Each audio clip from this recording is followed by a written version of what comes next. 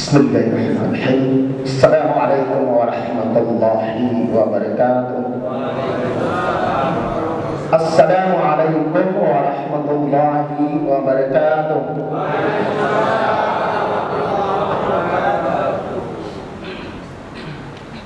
Orang kalau ngerti agama bahwa hukum menunjang sholat itu paham betul, hal sepele, tapi maknanya sangat luar biasa. Jadi beragama itu jangan dibuat main-main. Mohon maaf,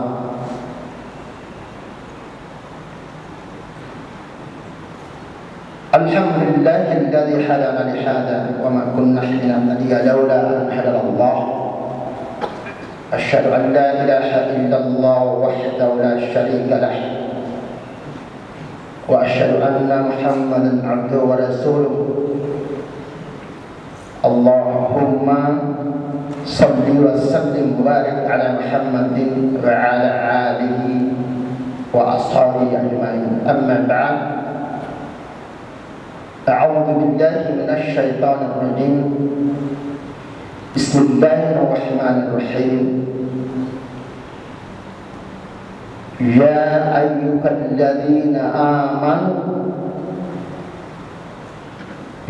ayyuhalladzina amanu taqullaha wal tanzur nafsum ma qaddamat lighad wattaqullah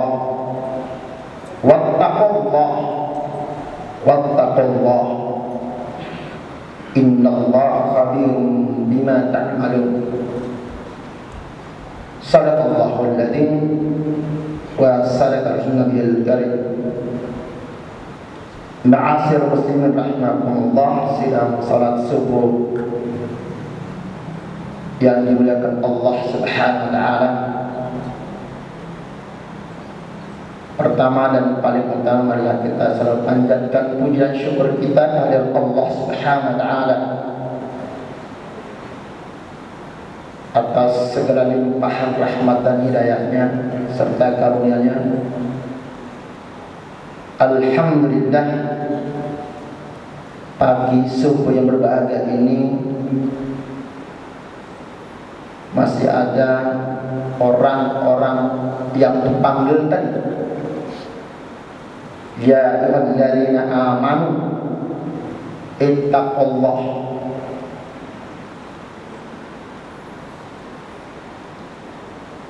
Panggilan amanu ini hampir di dalam Al-Quran itu sangat luar biasa, tapi sangat sepele dianggap. Pada amanu ini adalah kunci kita masuk surga dan neraka. Salam dan salawat selalu kita limpahkan pada junjungan Nabi besar Muhammad sallallahu alaihi wasallam, pada keluarga sahabat. Mudah-mudahan kita ini kelak mendapat syafaat daripada beliau kalau memang kita konsisten, rutinitas, selalu taat dan patuh pada sunnahnya.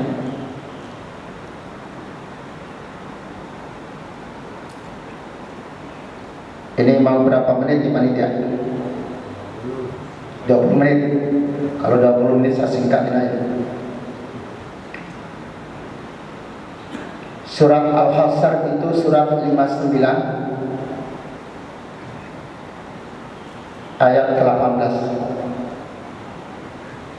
Ayat ini hampir ustaz semua dan para imam itu udah sangat hafal betul dan sering dibacakan dalam setiap salat fardu dan salat sunnah. Panggilan pertama itu ya ayyuhalladzina amanu, hai orang-orang yang beriman. Siapa mereka yang beriman itu?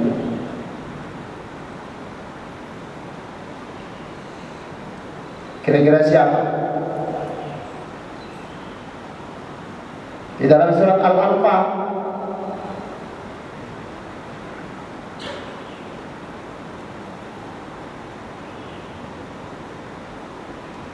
Surat Al-Anfal ayat 2 itu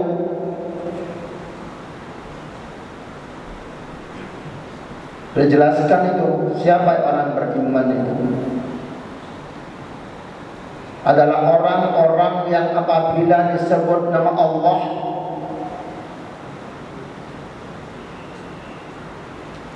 gemetar hati mereka. Kenapa hatinya gemetar? Di dalam tafsir jalan lain itu, kenapa hatinya gemetar pada saat menyebut nama Allah? Karena takut terhadap ancaman-ancaman Allah atas segala perbuatan-perbuatan yang dilanggarnya.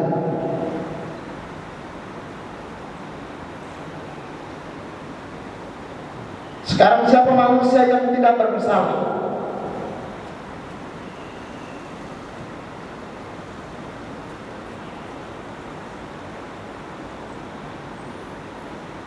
Semua manusia punya kesalahan. Hanya karena pura-pura tak tahu saja. Baik itu kesalahan yang kecil sekecil biji jarakun maupun kesalahan yang paling besar. Tapi pura-pura tak tahu aja, atau pura-pura lupa. Dan apabila dibacakan ayat-ayat Allah, maka semakin kuat imannya.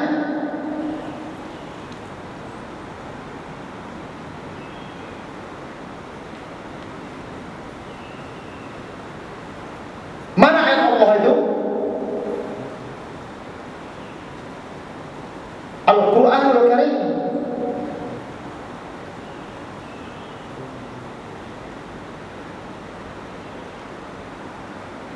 Bukan ukuran orang beriman hanya sujud wajib dan sunnah aja. Semua ibadah mahdah dan ghairah mahdah itu yang berkatakan. Sekarang sudah sejauh mana? Bulan puasa ini sudah masuk hari ke 16. Sudah berapa juz Al-Quran kaji?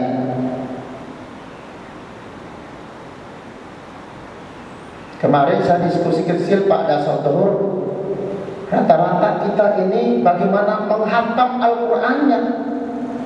Masih tuh yang dikejar itu, tapi nggak tahu dan nggak paham isi Al-Quran di situ.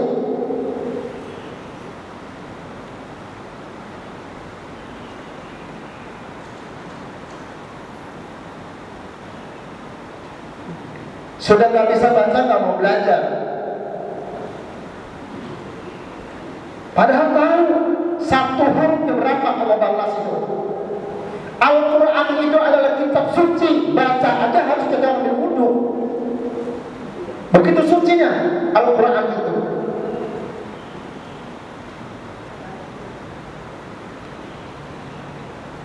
Dipraktek macam fardu ain.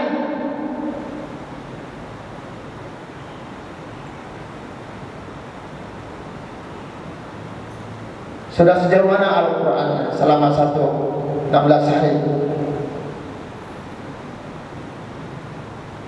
Kalau selama bulan puasa ada Al-Quran tidak pernah sentuh, apalagi dibaca. Mohon maaf, jangan ngaku orang beriman.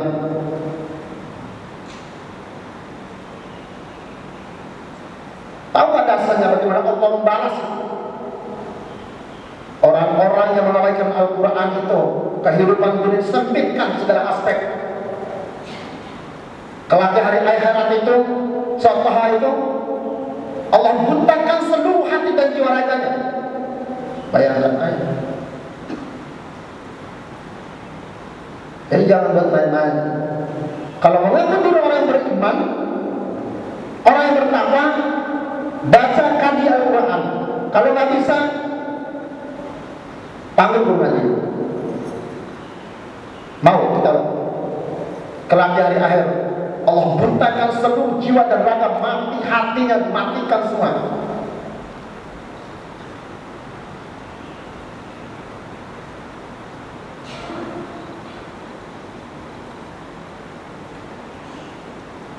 Ittaqullah, bertakwalah kamu kepada Allah dengan sebenar-benar takwa. Laksanakan seluruh perintah Allah itu, berusaha semaksimal mungkin untuk menjauhi apa-apa yang dilarang oleh Allah Subhanahu wa taala. Wala tanzur nafsun ma qaddamat lighad.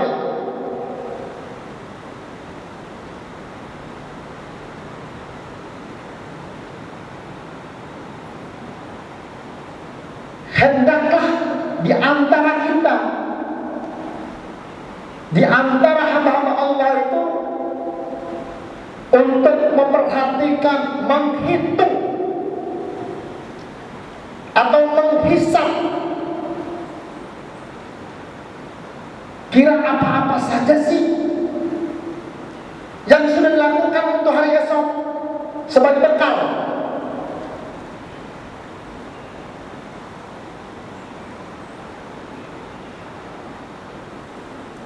Ditimbang,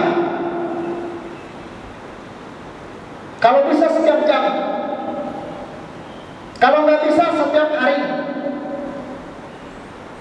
Apa saja perbuatan kebaikan itu sebagai bekalnya nanti,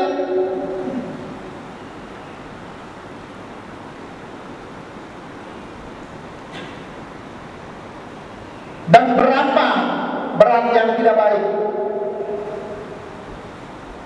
Mulai dihitung, semakin umur itu semakin meningkat, semakin berkurang, mulai menghitung.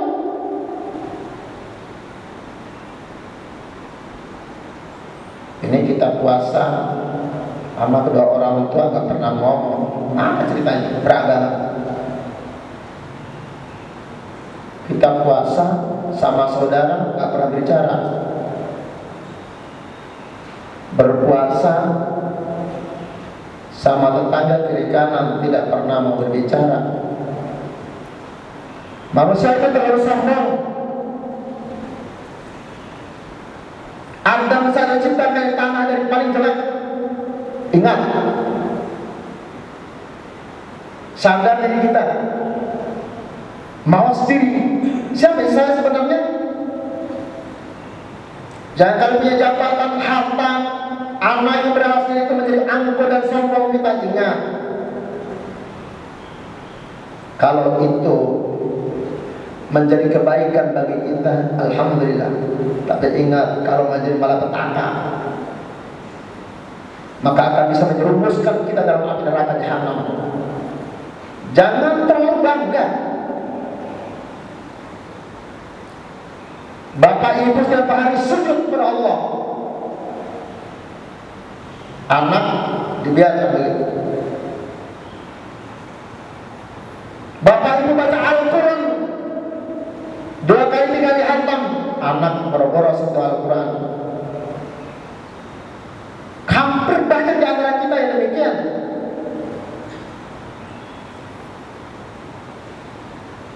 Mari menghitung amal ibadah kita. Di tafsir Ibnu Katsir itu, kata Allah itu,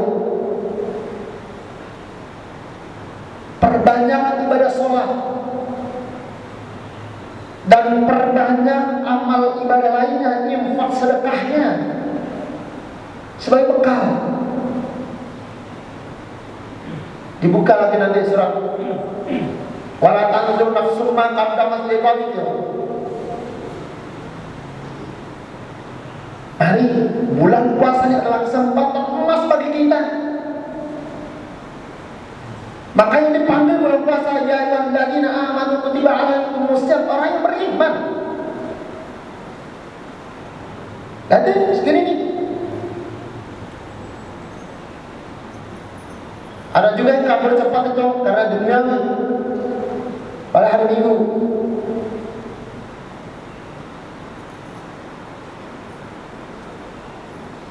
Jangan dianggap sepele.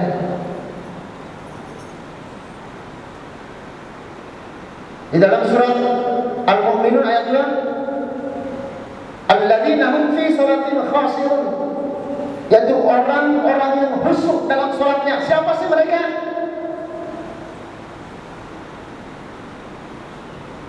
Ini juga ayat populer nih. Ke bawah itu tentang penciptaan manusia. Walaqad khalaqnal insana min sulalatin min tin. Kita diciptakan dari air yang paling jelek, paling hina. Jadi jangan sombong, jangan berlagu, jangan angkuh dalam kehidupan dunia, karena punya segala-galanya. Kelak tidak akan pernah mau mati, hanya dibungkus dengan kain yang sama.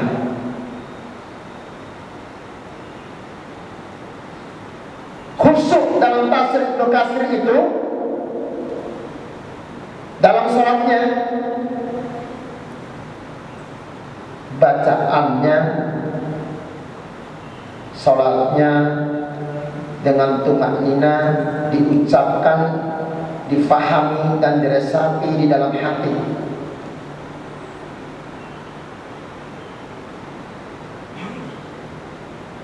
Maka keluar dari situ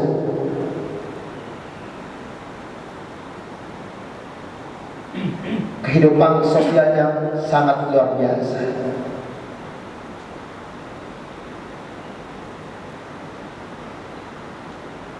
Jadi antara apa yang kita lakukan, kita sujud itu aplikasinya dalam kehidupan sehari-hari harus.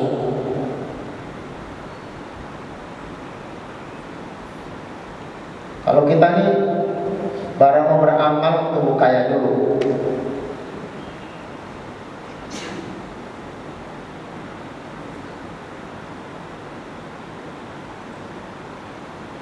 Bapak yang berbahagia, saya merasakan hidupnya sangat luar biasa pahit. Begitu Allah uji dari yatim piatu. Tapi alhamdulillah Allah memberikan segala-galanya pada saya.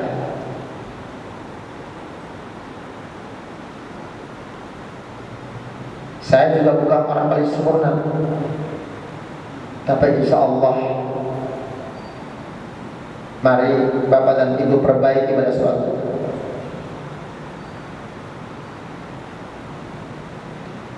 Karena sesungguhnya Allah itu Maha tahu.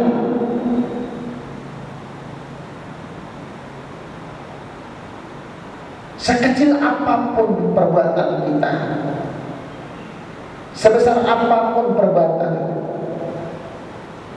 tidak ada yang terlewat sedikit pun. فَمَنْ يَعْمَلْ مِثْقَالَ ذَرَّةٍ خَيْرًا يَرَهُ وَمَنْ يَعْمَلْ مِثْقَالَ ذَرَّةٍ شَرًّا يَرَهُ. Al-Zalzalah ayat 7 dan 8 tercatat semua. Tidak ada yang terlewat sekecil apapun.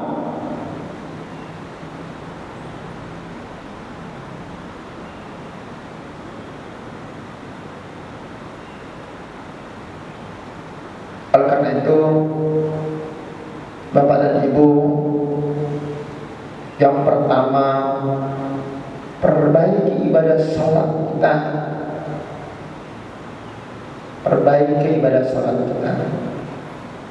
Jangan beranggapan bahwa setiap hari sudah benar.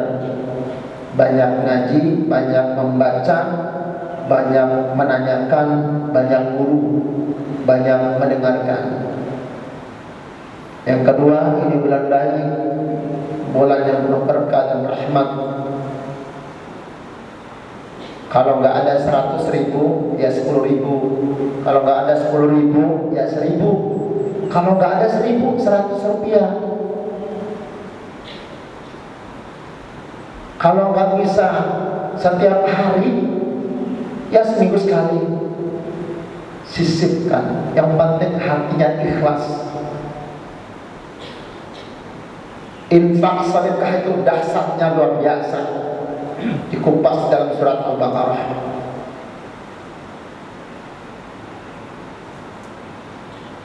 Ini kesempatan. Jangan kita puasa makan enak-enak buka puasa, tetangga kiri kanan. Ya Allah, di mana letak agama kita? Di mana letak ibadah kita setiap hari? Di mana letak sujud kita?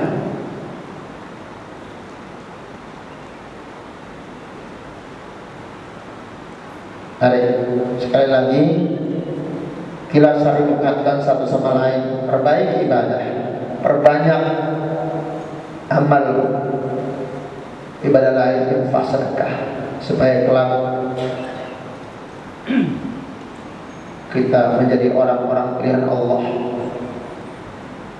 Pada sehari lagi kejar hatamnya Al-Quran, kejar hatam Al-Quran ya. Bapak Ibu kalau mau memfahami isi Al-Quran itu baca dari surah Al-Fatihah sampai baca terjemahan aja, sangat luar biasa. Dan tidak ada yang gak ada dalam Al-Quran.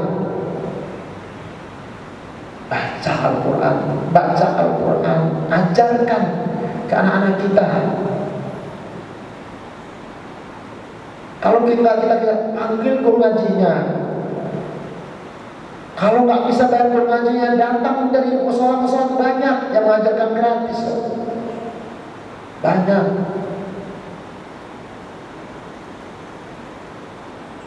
Banyak sekali. Aduh, isi Al-Quran luar biasa, obat mereka nanya. Jangan hati dan jiwa kita itu tidak meresapi. Tuh makhluk lain, gunung, hutan-hutan, pohon-pohon bisa hancur karena Al-Quran. Begitu dahsyat isi Al-Quran. Mari selesaikan, tinggalkan yang lain.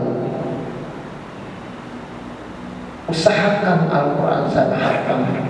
Ini kesempatan, gak ada lagi. Yakin setelah itu pasti itu digali.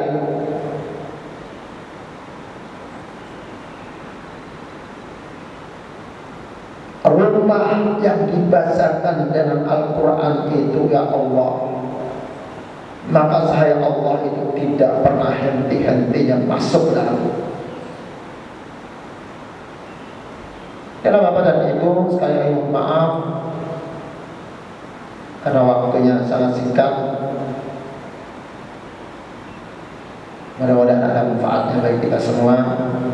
Tapi jangan lihat siapa yang menyampaikan, nanti pulang dari duka.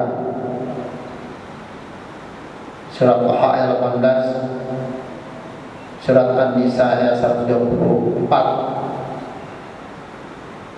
terus Surat Al-Hasr ayat 18, Surat Al-Anfal